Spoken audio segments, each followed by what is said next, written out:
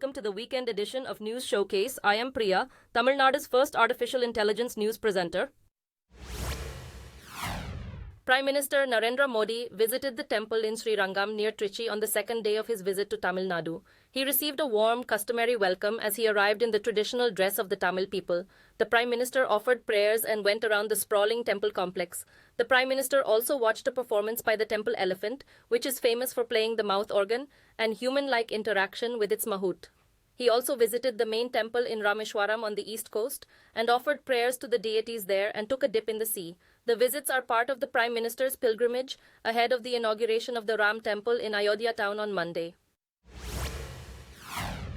The state-run bus operator in Tamil Nadu inducted 100 new buses in its fleet in Chennai. Reports said the vehicles are compliant with the BS6 emission standard to control air pollution. The buses were flagged off by Chief Minister M.K. Stalin at Palavan House, the bus company's main workshop in Chennai. The fleet is the first of 1,666 new buses that will be inducted in phases in the coming months. The vast government bus system in the state serves millions of people within cities and across destinations in the state. The bus operator recently shifted long-haul services to a sprawling terminal to the south of Chennai city to reduce traffic. A video released by state-run broadcaster Doordarshan has revealed the inside of the Ram Temple, which will be unveiled on Monday. Built at a cost of rupees 1,800 crores, the temple is the abode of Hindu god Ram, which is expected to attract millions of devotees and tourists from around the world in the coming months. There has been huge media and public interest in the temple over the past month, with devotees coming up with new ideas to show their faith. Cycling expeditions, offerings of sweets in unusual numbers and sizes, and donations running into several million rupees marked the run-up to the grand event. Reports said about 7,000 guests, including politicians, celebrities, and dignitaries from around the world, will witness the event.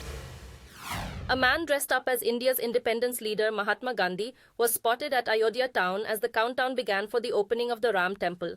Reports said the 54-year-old man walked 2,000 kilometers from the southern state of Karnataka.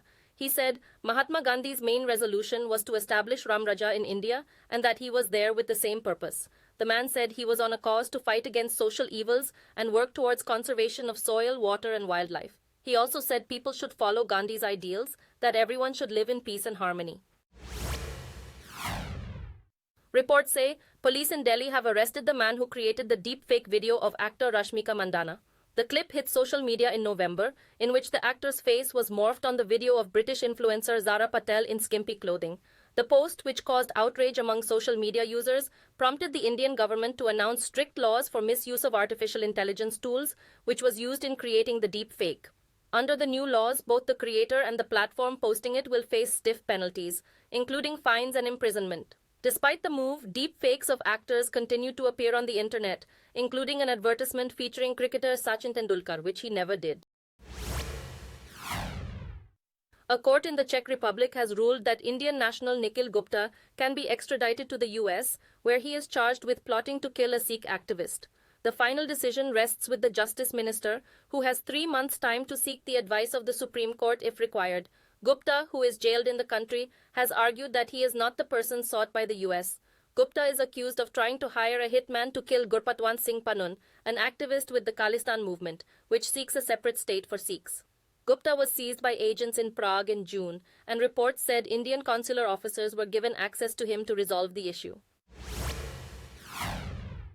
Defense Minister Rajnath Singh inaugurated 2 bridges in Jammu and Kashmir region, which are considered important for the movement of defense forces in the Aknor sector.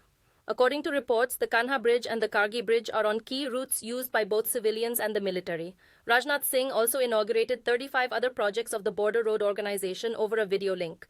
The projects included 6 roads and 29 bridges. Reports said the BRO is run by the Ministry of Defense, which builds highways and takes up projects in friendly countries. The state government in Mizoram has urged the federal government to repatriate soldiers fleeing neighboring Myanmar into India. Reports say nearly 600 army troops have fled to India across the border amid fighting between the army and the rebels. The fleeing soldiers have been sheltered in camps in Mizoram. According to reports, the situation has forced the Chief Minister of Mizoram to hold talks with Home Minister Amit Shah at the plenary session of the Northeastern Council meeting. The Myanmar soldiers and militants from the Arakan army have been locked in battles in the western state of Rakhine. the army seized power in Myanmar in 2021 after 3 ethnic rebel groups overran towns and military posts, presenting a major challenge to the army. According to rankings released by Forbes India, music giant T-Series, which features pulsating and catchy Bollywood tunes, has topped the world's 10 most subscribed YouTube channels. 2 others among the top 10 are also based in India. T-Series boasts of 257 million subscribers, which is owned by India's largest music label and movie studio, and the channel features a variety of content including music videos, movies, and trailers. MrBeast, by American YouTuber Jimmy Donaldson, famous for stunts, challenges, and outlandish ideas, came second with 232 million subscribers. And Cocomelon, popular for its 3D animated nursery rhymes, children's songs, took the third spot with 170 million fans. Sony Entertainment India and Zee Music Company also figured in the top 10 list. Reports indicate signs of divisions within Israel's war cabinet on the future of the military operations in Gaza. Retired General Gadi Eisenkot, a key member of the cabinet, has accused Prime Minister Benjamin Netanyahu of not telling the truth about the objectives of the operation. Reports said he blamed the Prime Minister for failing to protect the country when Hamas militants killed more than 1,000 Israelis in cross-border raids. They said, tension among the cabinet is increasing as the Prime Minister and Defense Minister Yoav Gallant are barely on speaking terms. On Friday, Netanyahu publicly rejected renewed push by the US and the West for a future Palestinian state and insisted the offensive would continue until complete victory. A Syrian human rights group has said an Israeli strike on Syria has killed 5 people in a building where Iran-backed leaders were meeting. The strike on the capital Damascus comes amid rising tension in the region in the wake of the ongoing war between Israel and Hamas. The UK-based monitoring group, which has sources in Syria, said the neighborhood that was struck is a high-security zone where many of Iran's Revolutionary Guard Corps and pro-Iran Palestinian factions are based. During the civil war in Syria, Israel has launched hundreds of airstrikes on its territory, mainly targeting Iran-backed forces as well as Syrian army positions. In recent months, there has been regular cross-border attacks between Israel and Hezbollah militants in Lebanon.